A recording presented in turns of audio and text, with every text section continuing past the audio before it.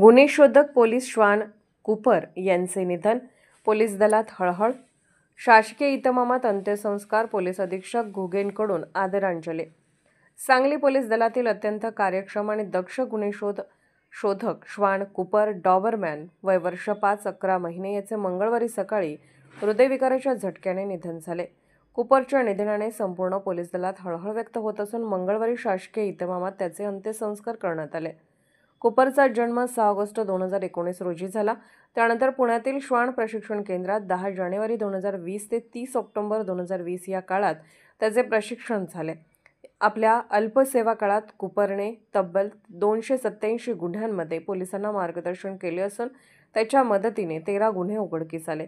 विशेष म्हणजे जत 2021 आणि हरिपूर 2022 येथील खुनाचे गुन्हे तसेच आठवड्यातील घरफोडी प्रकरणात कुपरच्या सूक्ष्म मार्गदर्शनामुळे संशयित आरोपींना अटक करून सुमारे 3.5 लाख रुपयांचा मुद्देमाल जप्त करण्यात पोलिसांना यश आले. चालू वर्षात 2025 कुपरने 54 गुन्ह्यांमध्ये सहभाग घेतला असून त्यापैकी 38 प्रकरणात त्याने महत्त्वपूर्ण सुराग दिले.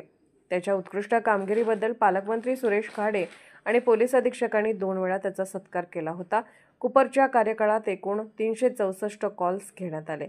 त्यापैकी 287 वेळा त्याचा प्रत्यक्ष गुन्हे तपासात उपयोग करण्यात आला.